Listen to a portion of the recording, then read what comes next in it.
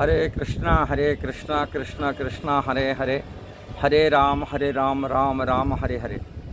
श्रील प्रभुपाद दुनिया को वास्तविक साधु का परिचय कराया। साधु किसको कहते, शास्त्र में क्या लिखा गया, श्रीमद् भगवद गीता में क्या लिखा गया, श्रीमद् भागवत में क्या लिखा गया, कपिल भगवान क्या कहे, ये सभी के बारे में विचार करते हुए साधु की वास्तविक डेफिनेशन, साधु भगवद गीता की, भागवत की सिद्धांत को श्रील प्रभुपाद अपनी पुस्तक के माध्यम से दिया और दुनिया को साधु का बनने का, कैसा साधु बना जाता है उसको कहा। क्योंकि तथाकथित लोग साधु को नहीं जानते, साधु क्या होते। कोई वेशभूषा जैसे ही कोई तिलक लगा दिया, कोई जटा रख दिया, कोई शिखा रख लिया, कोई दाढ़ी रख लिया, उसको केवल ऊपर बाहरी आवरण को देख करके लोग को साधु बोले मान लेते हैं। साधु का वैसे से रावण को सीता जी मान लिए थे कि रावण को जैसे साधु मान, रावण को परिचय, उनकी जो आचरण जीवन शैली क्या होना चाहिए लोग आम जनता प्रायतः नहीं जानते। आम जनता तो कोई साधु वेशधारी को किसको मान लेते, साधु मान लेते। मैं ब्रज में गांव में एक प्रोग्राम करता था, जमुना पार में एक साधु वहाँ दिन रात 24 घंटा सट्टा खेलता था, ताश खेलता था। और वहाँ की गांव के लोग गंजड़ जितना है, गांव में गंजा पीने वाले, शराब पीने वाले, नशेड़ी से वो आकर के वहाँ पास से बढ़ जाते थे। और गांव वाले बोलते हमारे गांव का साधु है, वो रोज ना बैठ के यही काम करता था, सट्टा खेलना, भांग खाना, और उसके साथ गाँव वालों को नशेड़ी बना के रखा था, गाँव वालों को सब गंजा पिलाता था। और वो उसको बोलते हैं हमारा महात्मा है, और गांव वाले गंजड़ लोग उनके लिए खाना पीना सारी जुगाड़ व्यवस्था कर लेते थे। ऐसे ही किसी को भी लोग मानते, बहुत सारे मांस खाने वाले होते, लाल कपड़ा पहने और बोलते ये वेलफेयर काम कर रहे, मांस खा रहा है, वो बोलते साधु मानते। वो उनका खान पीन क्या होना चाहिए, जीवन शैली क्या होना चाहिए, क्या करना चाहिए, वो बारे में कोई लोग नहीं देखते। इसलिए आम जनता को साधु का परिचय श्रील प्रभुपाद वास्तविक कराया, जो शास्त्र में लिखा गया। साधु तो अति कम से कम धर्म के रास्ता पर चलना चाहिए। साधु जो होते, धर्म के रास्ता मतलब जो 4 नियमों को पालन करना चाहिए, तप, दया, शौच और सत्य, ये धर्म की मार्ग रास्ता है। और 4 चीज़ उसको नष्ट कर लेता है। व्यक्ति का तपस्या तभी नष्ट हो जाता है व्यक्ति जो नशा पान करता है, मांस खाने वाला व्यक्ति दया नष्ट हो जाता है, और अवैध संबंध रखने वाला व्यक्ति को उनको शौचनी की पवित्रता नष्ट हो जाता है, और जुआ सट्टा खेलने वाले ये उससे सत्य नष्ट हो जाता है। इसलिए साधु यदि ये 4 नियम को तोड़ देता है तभी वो साधु कैसा बन सकता है। साधु तो मतलब धर्म के रास्ता पर चलने वाला होना चाहिए, धर्म को मार्ग अपनाना चाहिए। मैं हमारे मामा जी, हमारे निजी मामा जी एक दीक्षा लेके आए थे, और वो बोलते थे हमारे गुरु जी मैं दीक्षा ले लिया, और गुरु जी ब्रह्मचारी, उनका नाम ऐसे ब्रह्मचारी नाम टाइटल लगा ही बोलते थे, ब्रह्मचारी। उसकी बात करते करते बोले उनकी पत्नी उनकी बच्चे के बारे में बताने को, ब्रह्मचारी बोल रहे, वो कैसे पत्नी उनकी आ गया कहाँ, किसी बात के लिए ब्रह्मचारी, अब नाम रख रहे हो ब्रह्मचारी, और बोले नहीं वो ब्रह्मचारी है, और उनके बच्चे भी हैं, परिवार भी है। ये बात प्राय तो लोग नहीं जानते। ये ब्रह्मचारी के मतलब है, ब्रह्मचारी तो परिवार नहीं होता है, उसको ब्रह्मचारी मान रहे हैं, उनका ब्रह्मचारी टाइटल लगा रख रहे हैं। अब कई लोग परमहंस नाम रखते थे, मांस खाने वाले व्यक्ति उनको परमहंस रखते, ये परमहंस है। और खाना पीना पूरा अशुद्ध है, अपवित्र है, रहन सहन अपवित्र है, उनको परमहंस वाले नाम दे रहे हैं, साधु सन्यासी वाले नाम देते। ऐसे देखा जाता है भारतवर्ष में किसी को भी साधु मान लेते, किसी को भी उनका जिनका खान पीन और रहन शैली। और ये साधु लोग इस्कॉन का खिलाफ में सब रहते। क्यों रहते? तो अपनी गलतियां को छिपाने के लिए इस्कॉन का नाम बदनाम करते हैं।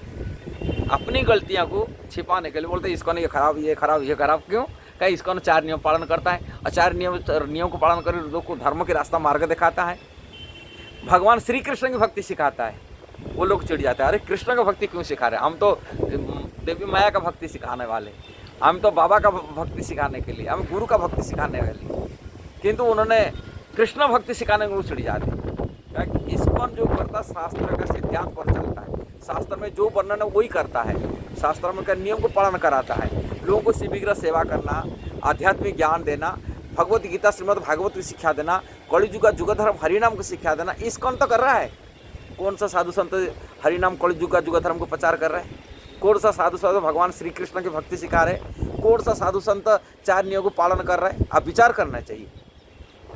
और विचार ये यदि करेंगे तो पता चल जाएगा कितना ये साधु हम पानी में, कितना पानी में है।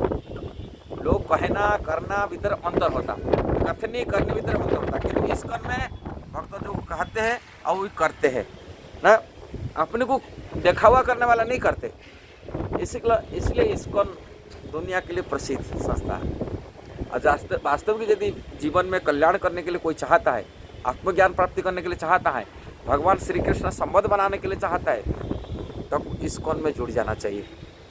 इस्कॉन में सिद्धांत को समझना चाहिए, और श्रील प्रभुपाद के चरण को आश्रय लेना चाहिए, श्री गौरांग महाप्रभु के चरण को आश्रय लेना चाहिए, श्रीमद् भगवत गीता के आश्रय लेना चाहिए। तभी मनुष्य जीवन को सार्थक बना सकता है और दूसरा के लिए कल्याण भी कर सकता है।